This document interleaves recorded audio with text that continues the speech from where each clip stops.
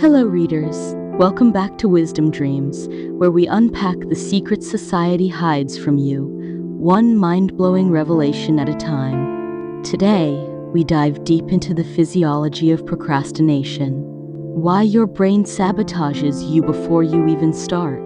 And trust me, this is not just about productivity, it's about understanding your biological programming, how your brain chemically hijacks your willpower, why even smart people delay important tasks, and how to finally rewire your neural pathways for unstoppable action. Stick around till the end because we're not just talking about time management. We're exposing a hidden biological system that silently controls your success, your stress, and your entire life trajectory. Let's begin with this. Imagine you have a presentation due tomorrow. Important one. Career defining. You sit down at your desk at 9 a.m. You open your laptop. Your brain says, let's check email first. Then, just one YouTube video.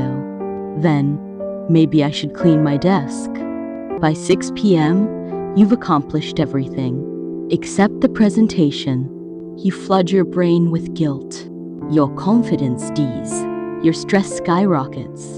And what's worse, you do it again tomorrow, even though you know better.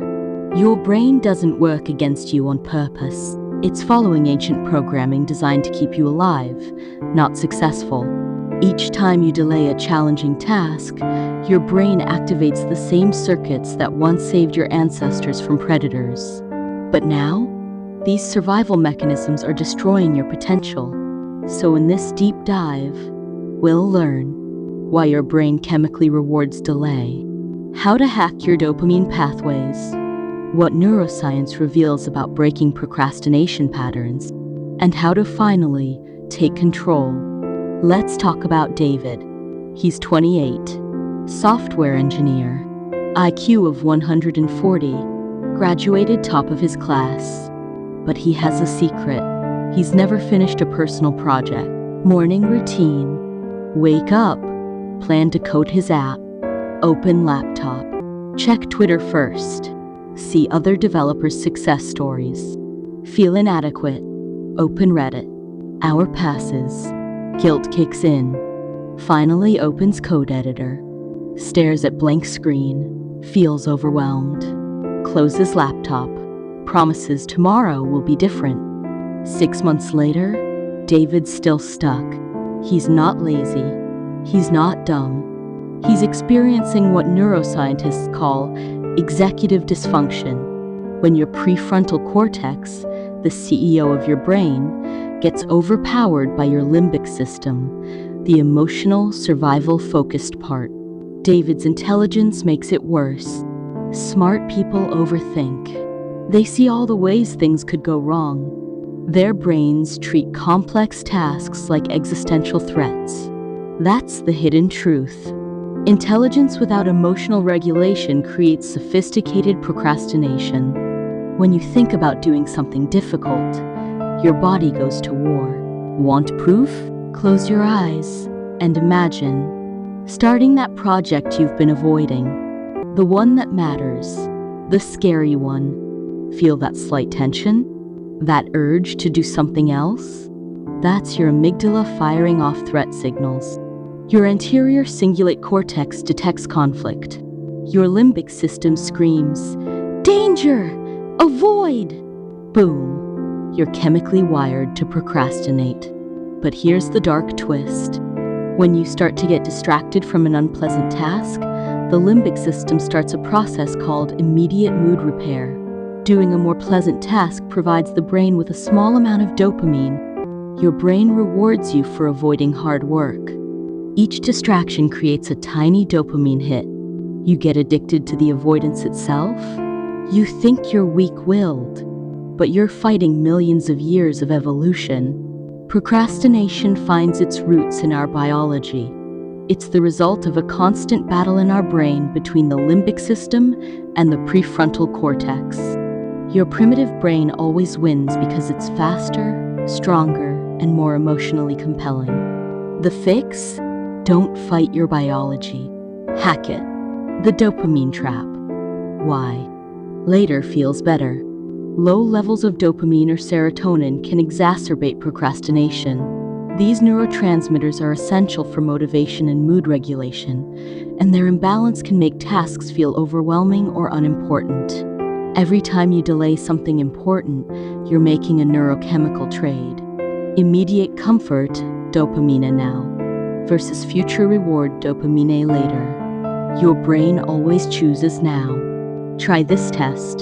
Tomorrow, when you wake up, notice the first thing you reach for. Phone, coffee, social media? That's your brain seeking its dopamine baseline. Take Jennifer, for example. She's a marketing director who needs to write quarterly reports, but every time she opens the document, she feels overwhelmed. Her brain says, "This is too hard. Let's check Instagram instead." Instagram, instant dopamine. Report equal delayed dopamine. Brain picks Instagram every single time. Solution: dopamine stacking. Don't eliminate the reward. Reframe it. Pair difficult tasks with immediate micro rewards. Use dopamine as fuel, not escape. Create celebration rituals for small wins. Jennifer started rewarding herself with one piece of good chocolate after writing each paragraph. Her brain learned. Report dopamine too. Within 2 weeks, she was finishing reports ahead of schedule. Digital overstimulation reinforces procrastination by conditioning your brain to seek easy dopamine through scrolling, streaming, or multitasking. Over time, this erodes attention span, motivation, and decision-making capacity. Your phone is a dopamine slot machine. Every notification, every like, every swipe, tiny hit. Your brain gets conditioned to expect constant stimulation. Then you sit down to work on something difficult, and your brain rebels. This is boring. Where's my dopamine? The math is brutal. Average person checks phone, cat, Vint, 6 times per day. Each check fragments attention for 11 minutes. Your brain never gets to practice sustained focus. Got a project due? Bonus? Important deadline? Then run a digital detox sprint. Literally. Phone in another room. All notifications off. Single browser tab only. Work in 25-minute focused blocks. Why? You're telling your brain, "Hey, distraction, I see you, but I don't obey you." Not automatically. After 25 minutes, you'll be shocked at how much you accomplished. Your brain starts associating deep work with dopamine again. Every morning, before the overwhelm begins, ask, what's the minimum viable version of this task? The rough draft, not the masterpiece. The prototype, not the final product. The attempt, not the perfection. This is not lowering standards. It's brain training. Perfectionism triggers fear of failure, which activates your amygdala. Your brain treats imperfection like physical danger. Like Marcus, a graphic designer who spent 3 weeks perfecting a logo that never got used because he missed the deadline. His brain was so focused on avoiding criticism that it created the very failure it was trying to prevent. One tiny mindset shift flipped everything. Done is better than perfect. And guess what? His work quality improved because he stopped paralyzing himself with impossible standards. In research settings, people who procrastinate have higher levels of stress and lower well-being. Procrastination doesn't just kill productivity, it kills your body. When you procrastinate, your brain releases cortisol stress hormone, adrenaline, fight or flight chemical, norepinephrine, anxiety amplifier. These chemicals cause insomnia, high blood pressure, immune system crashes, depression, anxiety disorders. Michael, a project manager, developed chronic insomnia, not from overwork, from underaction. The stress of unfinished tasks kept his brain in constant alert mode. He couldn't sleep because his limbic system was screaming about undone work. The fix? Daily completion rituals. End each day by listing what got done. Brain dump. Tomorrow's tasks on paper. Celebrate small wins before bed. This isn't just about productivity. It's about your health. Once per week, run a time reality check. Nothing complex, just awareness. Track how long tasks actually take. Compare to your estimates. Notice the pattern. You'll discover. You overestimate how long boring tasks take. You underestimate how long fun tasks take. Your brain lies to you about time. David, a consultant, thought his expense reports took 2 hours. Reality, 23 minutes. His brain made it feel longer because he hated doing it. Once he timed it, the psychological barrier disappeared. Ask, what one task would I do right now if I knew it only took 5 minutes? Then time it. You'll be amazed how many big tasks are actually tiny. The energy management revolution. Work with your biology. Your brain has natural energy rhythms. Most people fight them. Smart people leverage them. Track your energy for 1 week. When do you feel most alert? When does your focus crash? When do you naturally want to tackle hard things? Then design your schedule around your biology, not against it. Sarah, a writer, discovered she was most creative between 6-9 a.m., but she was using that time for email. She flipped her schedule.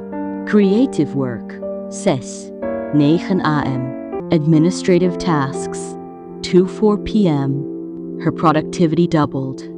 Her stress halved because she stopped fighting her own brain. Your brain responds to social pressure differently than personal pressure. Social accountability activates oxytocin, bonding hormone, social reward circuits, reputation, protection instincts. Try this. Find one person. Tell them your goal. Schedule a check-in. That's it. Lisa, a marketing manager, couldn't finish her certification course. She told her sister, I'll send you a photo of my completed lesson every Tuesday. Her completion rate went from 0% to 100%. Why? Her brain treated letting her sister down as a bigger threat than the difficulty of the coursework. You're not weak for needing accountability. You're human. Starting smaller than you think? Action creates motivation, not the other way around. When you're stuck, don't ask, how do I get motivated? Ask, what's the smallest action I can take right now? Examples. Writing project? Write 1 sentence. Exercise routine? Put on workout clothes. Business plan? Open a document. Learning goal? Read 1 paragraph. Movement activates your prefrontal cortex. Small wins release dopamine. Momentum builds naturally. Rachel, a teacher, couldn't start her master's thesis. She committed to writing 1 sentence per day. Just 1. After 2 weeks, she was writing full pages. Her brain learned, this isn't dangerous. This is doable. Building discomfort tolerance. Procrastination is often about discomfort avoidance. You delay because tasks feel unpleasant. Solution? Practice discomfort intentionally. Start small. Take cold showers. Do push-ups when you don't want to. Sit in silence for 5 minutes. Have a 1 difficult conversation per week. You're training your brain. Discomfort is temporary. I can handle this. Tom, a sales manager, started taking cold showers. Within a month, he was making those difficult client calls he'd been avoiding. His brain learned that discomfort doesn't equal danger. It just equals growth. Reading about procrastination won't cure it. You need to physically rewire your brain. Here's your 7-day protocol. Day 1-2. Awareness. Track when you procrastinate. Notice your triggers. No judgment, just data. Day 3-4. Environment. Remove distraction. Set up success systems. Make difficult tasks easier to start. Day 5-6. Micro actions. Take one small step daily. Celebrate completion. Build momentum gradually. Day 7. Integration. Combine strategies. Create sustainable routines. Plan for obstacles. Managing procrastination isn't just about productivity. It's about self-respect. You're telling your brain, I'm capable of doing hard things. I don't need to avoid discomfort. My future self is worth the effort. That changes everything. You stop being a victim of your brain. L. You start being the researcher. Every time you procrastinate, ask, what triggered this? What was my brain trying to protect me from? What would make this easier next time? You're not broken. You're just running outdated software. Time for an upgrade. That's the complete physiology of procrastination. If this video rewired your brain even 1%, drop a comment with your aha moment. What part of this hit hardest for you? Like if you felt understood. Share if someone you love is stuck in delay patterns. Subscribe if you're ready to master your brain instead of being mastered by it. This is Wisdom Dreams, where we turn science into power. Remember, your brain isn't your enemy. It's just misunderstood. Time to have a conversation with it. Ready for the next deep dive into human psychology? Let me know what hidden system you want exposed next.